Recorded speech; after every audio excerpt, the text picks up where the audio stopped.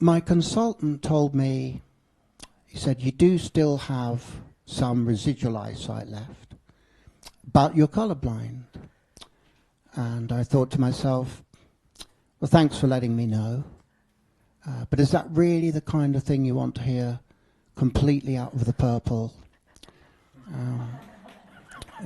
So I went and I sat in the waiting room, and I thought, I'll think about what he's told me.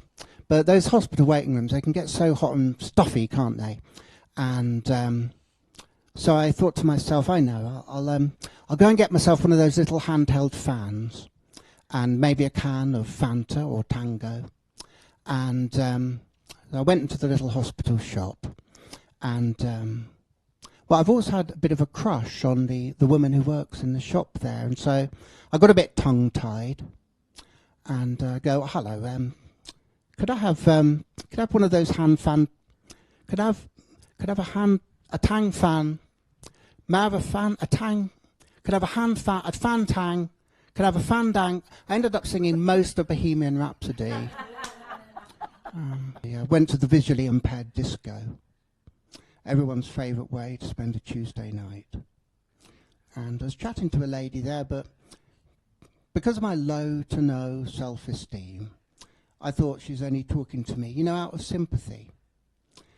And I couldn't get it out of my head, but she invited me back to her place, actually, and with her. And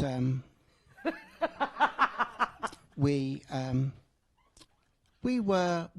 Merlot and Hobnobs. They're a well-known biscuit. And we were petting on her futon, which was remarkably easy to assemble. And I'm still thinking, is this pity petting? But she led me into her bedroom, and well, I can only really say we had full adult relations. I was so, I think the clinical term is grateful. And I said to her, thank you for that. That was a truly beautiful experience. And she said to me, no, Ben, thank you. Because in making love with you, I've now completed the final module of my Duke of Edinburgh Gold Award, helping out my local at a mental health charity. And I've been assigned the narcissists. And so each morning I say to my new client, I said, I'm your new key worker. My name is Ben. And he goes, Neil. And I go, not today.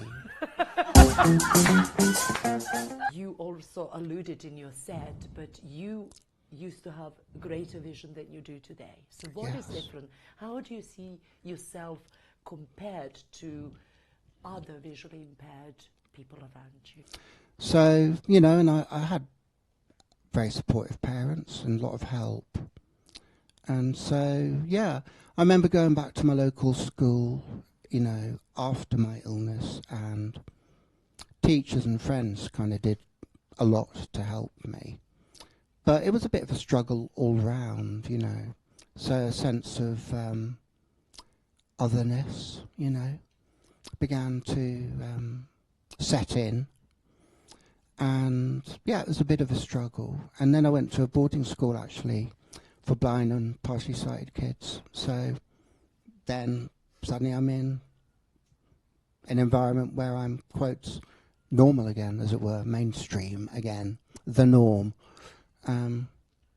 So yeah, it's kind of back and forth, really. But at the end of the day, I guess we're all just trying to get by in our lives, aren't we? Wonderful, Ben Lawrence, and demonstrating so beautifully how we can use our special powers for good, making people laugh.